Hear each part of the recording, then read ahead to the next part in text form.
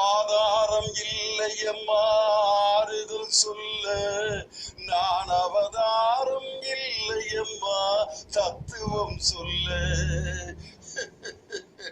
சோதனை மேல் சோதனை போதுமடி தங்கம். இன்ஸ்பெக்டர் மனைவி ஒரு வசனம் சொன்னா பாருங்க, மாமா சாதாரண வீட்டுல கொள்ளையடிச்சா இன்ஸ்பெக்டர்கிட்ட கம்ப்ளைண்ட் பண்ணலாம், இன்ஸ்பெக்டர் வீட்டிலேயே கொள்ளையடிச்சா நம்ம யார்கிட்ட மாமா கம்ப்ளைண்ட் பண்ண முடியும்? தானாடவில்லையம்மா சதையாடு. இதை ஒருத்தன் போட்டிருக்காயா மீம்ஸா? இன்ஸ்பெக்டர் வீட்டிலேயே கொள்ளையடிச்சிருக்காங்க. இன்னைக்கு பாத்தீங்கன்னா வெளியில வந்து கோலம் போடுற பொண்ணை செயின் அத்துட்டு போறாங்கிறது டவுன்ல சாதாரண விஷயம். ஒரு அம்மா 15 பவுன் நகையை போட்டு கோலம் போட்டுக்கிட்டு இருந்திருக்கு. ஒருத்தன் பார்த்திருக்கான், நல்ல வருமானம்டா அப்படின்ட்டு 2 பேரும் பைக்கில் வந்து ஃபெக்குன்னு அத்துட்டு போய் கொஞ்சம் தூரம் போய் செக் பண்றாங்க. அம்புட்டும் கவரிங்க. அவன் எப்படி ஒரு 2 லட்சம் தேரும்டான்னு பார்த்தா 250 ரூபா கூட பெறாது. அவங்க என்ன பண்ணிட்டாங்க, பரவாயில்லடா நம்ம திருட்டு தொழில மாட்டினா கூட பரவாயில்ல, இந்த பொம்பளை நம்மளை இப்படி முட்டாளாக்கி விட்டுருச்சுன்ட்டு வந்து, அம்மா வணக்கம்மா, நாங்க தாம்மா அத்துட்டு போனோம், இந்தாங்க திருப்பி வச்சுக்கிறீங்க. இப்படி ஒரு அம்மாவை நாங்க பார்த்தத நீங்க எல்லாம் அப்பிங்கன்னு தெரிஞ்சுதாண்டா இந்த கவரிங்க போட்டு போட்டு எவன் திருடன்னு கண்டுபிடிக்கிறதுக்காக நான் இப்ப பண்ணண்டான்ட்டு போலீஸுக்கு போன் பண்ணி கரெக்டா 2 பேரையும் குடிச்சு கொடுத்துருச்சு. காரணம், டவுன்ல இந்த மாதிரி விஷயங்கள்லாம் நம்ம அதை தேடித்தான் போகணும். டவுன்ல எல்லாம் இறுக்கமா இருக்கான், டென்ஷனா இருக்கான், சிரிக்க மாட்டேங்கிறான்னு சொல்லக்கூடாது. அங்கேயும் நகைச்சுவை இருக்கு. அருமையா பேசினார். அதற்கு பதில் சொல்லணும். கிராமத்தில் அப்படிங்கிற அணியை நிறைவு செய்ய கடலூர் தனியவேல் பாட்டும் பேச்சும் கலந்து பேச வருகிறார். வாயா, ஒரு கிராமத்துக்கார மாதிரி அட்ரஸ் பண்ணிட்டு வந்திருக்க நீ. என்ன பேண்ட்டு, இன்ஷர்ட்டு, ஷூ, அடே எங்க அப்பா மெடிக்கல் ரெப்ரசன்டேட்டிவ் இன்டர்வியூக்கு போற மாதிரி இருக்கா? ஒரு கிராமத்து அணியில பேசுற ஆள்னா விஜயகுமார் மாதிரி வந்திருக்கானே, என்னை மாதிரி வந்திருக்கானா?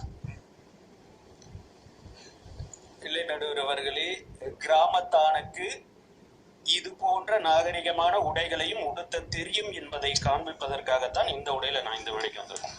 ஆனா நீ கடலூருக்காரங்கிறத இப்படி நிரூபிப்பேன்னு நான் தெரியவே இல்லையா? எங்க அப்பா ஜோதியை ஏற்றி வைக்கும் ஊரிலிருந்து தீபத்தை ஏற்றி வைக்கும் ஊருக்கு நான் வந்திருக்கின்றேன். நடுவர்களே, ஒரு சின்ன குழந்தை அவங்க அம்மா கிட்ட போய் கேட்டுச்சான், அம்மா நான் ஸ்கூலுக்கு போறேன், ஸ்கூல்ல எல்லாருமே உயர்ந்த ஜாதி தாழ்ந்த ஜாதி அப்படின்னு சொல்றாங்க, இதெல்லாம் யாருமா சொல்லி கொடுத்தா, இதெல்லாம் யார் சொன்னாங்க அப்படின்னு அந்த குழந்தை கேட்டுச்சான். அவங்க அம்மா சொன்னாங்களாம், அதெல்லாம் ஒரு புக்ல எழுதி வச்சிருக்கடா, அந்த புக்ல எழுதி இருக்கு இவங்கெல்லாம் உயர்ந்த ஜாதி இவங்க எல்லாம் தாழ்ந்த ஜாதி அப்படின்னு சொல்லி அந்த அம்மா சொன்னாங்களாம். புக்லயாமா அப்படிலாம் எழுதி இருக்கு? ஆமாண்டா புக்ல தான் அப்படிலாம் எழுதி இருக்கு. அப்படின்னாமா நான் பெரியவன் ஆனதும் நான் ஒரு புக் எழுதுவேன், அந்த புத்தகத்துல எல்லாரும் சமம் அப்படின்னு நான் எழுதுவேன் அப்படின்னு அந்த குழந்தை சொல்லிச்சான். சொன்னதோட மட்டும் இல்லாம அந்த குழந்தை பெரியவன் ஆனதும் ஒரு புத்தகத்தை எழுதியதாம். அந்த புத்தகத்தின் பெயர் இந்திய அரசியல் அமைப்பு சட்டம். அந்த புத்தகத்தை எழுதியவர் B.R. அம்பேத்கர் அவர்கள்.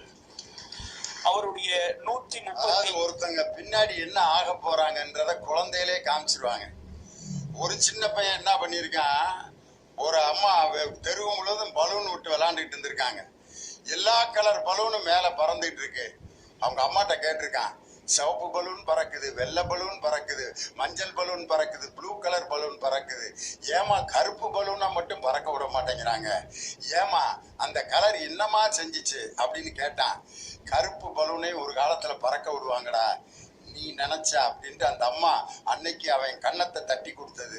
அது வேறு யாரும் இல்ல, கருப்பர்களின் விடுதலைக்காக போராடிய நெல்சன் மண்டேலாவை தான். குழந்தையில கருப்பு பலூன் நம்ம வீட்டுல பறக்காதான்னு கேட்ட அந்த குழந்தை. உண்மையிலே இந்த புத்தக கண்காட்சிக்கு பெரியவங்க வந்திருக்கிறத விட ஒரு பாப்பா அவங்க அப்பா மடியில உட்காந்துருக்கு பாருங்க, இதுக்குதான் இன்னைக்கு நம்ம வாழ்க்கையில அடுத்த தலைமுறைக்கு இன்னைக்கு வரப்போறது. அவங்க அப்பா பேசாம அவரை கூப்பிட்டு வந்திருக்கலாம், தன் குழந்தைய கூட்டிட்டு வந்திருக்கு. அங்க ஒரு 2 பேரும் உட்காந்துருக்கான், ஆஸ்பத்திரியில பிறந்து டவுசரை போட்டு வந்து உட்காந்துருக்கான். உண்மையிலே அவன்லாம் இருக்க வரைக்கும் இன்னும் 25 வருஷத்துக்கு லியோனிக்கு ரசிகர் மன்றம் இருந்துகிட்டே தான் இருக்கான். அதனால அவனுங்களை நான் திருப்திப்படுத்தினா தான் நான் இன்னும் 10 வருஷத்துக்கு ஓட்ட முடியும். பேசு சும்மா எங்களுக்குள்ள இங்கே ஒருத்தன் உட்காந்துருக்கான், என்ன பாருங்க ஆளு ட்ரெஸ். ஆண்டாண்டு காலமாய் எப்பொழுதுமே திருவண்ணாமலையில் மலை மீது தீபத்தை ஏற்றி வைத்துத்தான் நான் பார்த்திருக்கின்றேன். ஆண்டாண்டு காலமாய் திருவண்ணாமலையில் மலை மீது தீபத்தை ஏற்றி வைத்துத்தான் நான் பார்த்திருக்கின்றேன். முதலாய் மண்ணில் அறிவு தீபத்தை இந்த ஆண்டுதான் ஏற்றி வைத்திருக்கிறீர்கள். உங்கள் அனைவருக்கும் என்னுடைய வாழ்த்துக்களை சொல்லி, நடுவர் அவர்களே, நான் முழுமையான கிராமம் தான் அப்படின்னு சொல்லிட்டீங்க. இன்னைக்கு நீங்க பட்டிமன்றத்துக்கு வரணும்னு சொன்னப்ப எங்க ஊரு கிராமத்துல பிஎன் பாளையத்துல இருந்து நான் கிளம்பும் போது பஸ்ல ஏறி உட்கார்ந்தேன். என் பக்கத்துல ஒருத்தன் வந்து உட்கார்ந்தான்.